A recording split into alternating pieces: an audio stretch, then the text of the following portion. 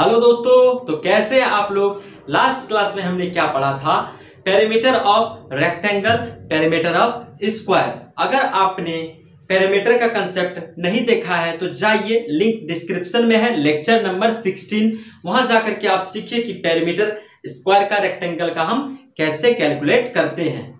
आज का हमारा टॉपिक है, लेक्चर 17 है, और आज का हमारा टॉपिक क्या है, एरिया ऑफ रेक्टेंगल। एरिया मतलब क्या होता है, क्षेत्रफल। अभी हम क्षेत्रफल को समझेंगे।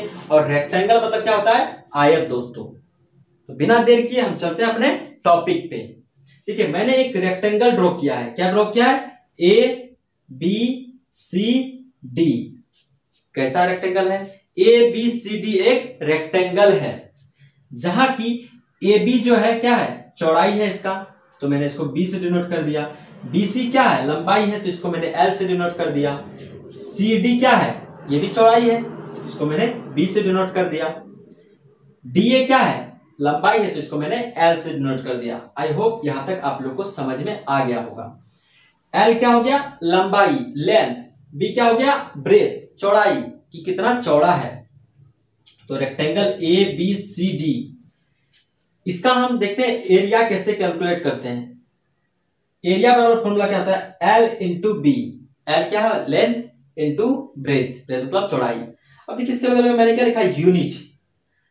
यूनिट को समझना बहुत ही आवश्यक है। आइए समझते हैं क्यों। अगर यूनिट गड़बड़ा गया तो हमारा एग्जाम्पल जो सॉल्व कर रहे हैं करना ही बेकार हो जाएगा, हमारा मार्क्स ऐसे ही कट जाएगा बहुत सारा। देखिए, अगर लेंथ मीटर में दिया है और ब्रेथ भी मीटर में दिया है, तो मैंने यहां क्या लिख दिया, मीटर के पावर 1 और मीटर के पावर 1। मीटर इंटू मीटर क्या मैथ्स का कंसेप्ट है, अगर बेस सेम हो और मल्टीप्लाई में हो तो पावर क्या होता है, जुड़ जाता है। तो बेस तो ऐसे ही रहा, m का m ही रहा, पावर जो था उसको मैंने जोड़ दिया, तो क्या लिख दिया, 1 + 1, 1 + 1, तो कितना हो गया, m के पावर 2, यानी कि m स्क्वायर हो गया इसका यूनिट। अगर लेंथ सेंटीमीटर में होता, ब्रेथ भी सेंटीमीटर में होता, तब क्या होता यूनिट। देखिए, सेंटीमीटर का पावर कुछ नहीं तो क्या है, 1 है, सेंटीमीटर का पावर कुछ नहीं तो क्या है, 1 है। बेस सेम है, मल्टीप्लाई में है, तो पावर जुड़ जाएगा। तो बेस तो मैंने यहां लिख दिया, पावर क्या है, 1 1, दोनों को जोड़ दिया, तो यहां क्या हो गया, सेंटीमीटर का स्क्वायर। दोस्तों इसीलिए यहां यूनिट का बहुत ध्यान रखना जरूरी है। अब आप देखोगे कि एरिया में कितने डायमेंशन का इन्वॉल्वमेंट है। देखिए, 2 डायमेंशन का इन्वॉल्वमेंट है। पहला तो क्या है, लेंथ, दूसरा क्या है, ब्रेथ। दोस्तों अगर हम देखते हैं पेरीमीटर, तो उसमें कितना डायमेंशन का इन्वॉल्वमेंट है, सिर्फ एक डायमेंशन का। उसमें क्या होता था, सिर्फ लंबाई होता था या तो सिर्फ चौड़ाई होता था, बट यहाँ पे 2 डायमेंशन का इन्वॉल्वमेंट है, इसलिए इसका यूनिट भी क्या हो रहा है, मीटर स्क्वायर, सेंटीमीटर स्क्वायर, ठीक है दोस्तों, मिलीमीटर स्क्वायर, इस तरह से। अब आइए हम समझते हैं इसको एग्जाम्पल के थ्रू। एक एग्जाम्पल लिया है मैंने, जहां की देखिए कहा रहा है कि ये जो क्या है, रेक्टेंगल है, इसका लेंथ कितना है, 5 मीटर है, और ब्रेथ कितना है, 4 मीटर है। तो एरिया बराबर व्हाट, तो एरिया बताइए कितना होगा। तो ऐसे सवाल को करने के लिए मैं सबसे पहले ये फॉर्मूला लिख लूंगा, एरिया बराबर L इंटू बी। तो मैं क्या लिखा, एरिया बराबर L इंटू बी। L कितना है, 5 मीटर, तो 5 मीटर लिख दिए, इंटू है तो इंटू लिख दिए। ब्रेथ कितना है, 4 मीटर, तो 4 मीटर लिख दिए।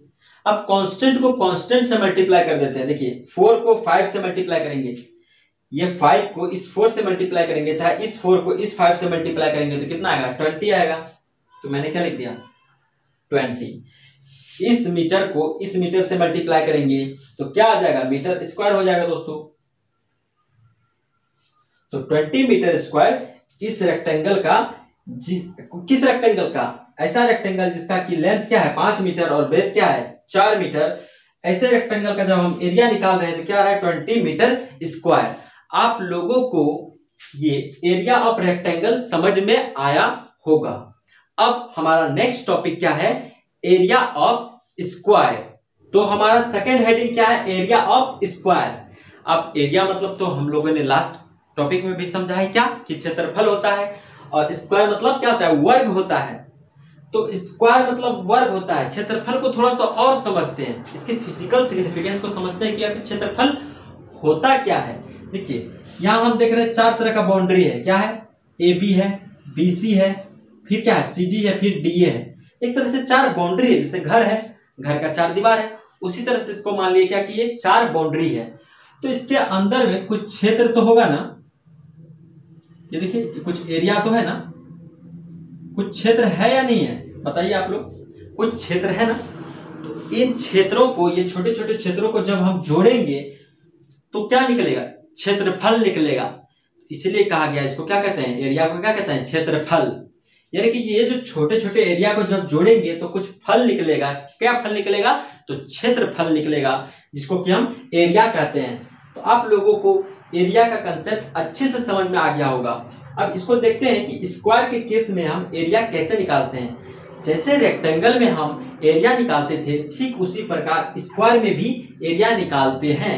लेकिन ये आपको थोड़ा सा अजीब लगेगा कि ये क्या बोल रहे हैं, रेक्टेंगल का एरिया जैसे निकालते थे उसी तरह से स्क्वायर का एरिया निकालते हैं। जी हाँ, अगर आपको रेक्टेंगल का एरिया निकालना आता है तो स्क्वायर का एरिया उसी कंसेप्ट पे आसानी से आप निकाल लोगे। आइए हम देखते हैं। एरिया की जगह मैंने क्या लिखा, एरिया इक्वल्स टू की जगह इक्वल्स टू। यहां देखिए लेंथ कितना है, ये वाला लेंथ था ना, लेंथ कितना है, ए है, तो मैंने ए लिख दिया। ये ब्रेथ था ना, रेक्टेंगल के केस में ब्रेथ कितना है, ए है। आप सबों को स्क्वायर का खास बात पता है, इसके जितने भी साइड हैं सब क्या होते हैं, इक्वल होता है। इसलिए मैंने यहाँ स्क्वायर टॉपिक के साथ यहाँ इसके जितने भी साइड्स है उसको ए मान रखा है। देखिए लेंथ कितना हो गया ए, ब्रेथ कितना हो गया ए। जब दोनों को मल्टीप्लाई करेंगे तो क्या हो जाएगा, ए स्क्वायर। और यूनिट लिखना ना भूले, यूनिट लिखना ना भूले दोस्तों। देखिए एरिया क्या हो गया, ए स्क्वायर। अब यूनिट वाले कंसेप्ट को अभी हम समझेंगे। एग्जांपल लेते हैं, एग्जांपल देखिए, एग्जांपल क्या हो गया, कह रहा है कि एक स्क्वायर है जिसका कि ए बराबर क्या है, ए बराबर 2 मीटर है। ए बराबर 2 मीटर है, ए बराबर कितना हो गया, 2 मीटर हो गया। तो अब देखते हैं इसका एरिया क्या होगा। देखिए इसका एरिया क्या होगा, एरिया क्या हो जाएगा, ए इंटू ए। तो ए की जगह क्या लिखेंगे, 2 मीटर, इंटू ए की जगह क्या लिखेंगे, 2 मीटर। तो कितना हो गया, कांस्टेंट को कांस्टेंट से मल्टीप्लाई करेंगे, 2 2 जा 4 हो गया, 2 दूनी 4 हो गया। मीटर को मीटर से मल्टीप्लाई करेंगे क्या हो जाएगा, मीटर स्क्वायर। ये जो मैं यूनिट लिखा हूं इसी के लिए लिखा हूं मीटर स्क्वायर। अगर मान लीजिए यहाँ एक एग्जांपल और ले लेता हूं मैं, अगर ए बराबर 3 सेंटीमीटर होता तब एरिया क्या होता, तब भी वही होता, ए इंटू ए। ए की जगह क्या लिखूंगा इस बार, 3 सेंटीमीटर, 3 सेंटीमीटर, इंटू है तो इंटू, फिर इस ए की जगह भी 3 सेंटीमीटर। कांस्टेंट से कांस्टेंट को मल्टीप्लाई करेंगे क्या हो जाएगा दोस्तों, 9 हो जाएगा। और सेंटीमीटर से सेंटीमीटर का मल्टीप्लाई करेंगे क्या हो जाएगा, सेंटीमीटर स्क्वायर हो जाएगा दोस्तों। यहां मैंने इसलिए यूनिट लिख दिया है क्योंकि हो सकता है यहां क्या हो, मीटर स्क्वायर आ गया, सेंटीमीटर स्क्वायर हो गया, मिलीमीटर स्क्वायर हो सकता है। तो डिपेंड करता है कि साइड किस में है। अगर साइड मीटर में है तो एरिया किस में होगा, मीटर स्क्वायर में। अगर साइड सेंटीमीटर में है तो एरिया किस में होगा, सेंटीमीटर स्क्वायर में। आप लोग, मैं बोर्ड के सामने से हट जाता हूं, आप लोग पॉज करके अच्छे से इसको लिख लो। तो आई होप आप लोगों को ये कंसेप्ट जो है area of rectangle and square समझ में आया होगा। अगर समझ में नहीं आया तो कमेंट बॉक्स में बताइए दोस्तों, मैं दोबारा कोशिश करूंगा आपको आपके कंसेप्ट को क्लियर करने का। मेरे साथ जुड़े रहने के लिए आप सबों का बहुत बहुत धन्यवाद।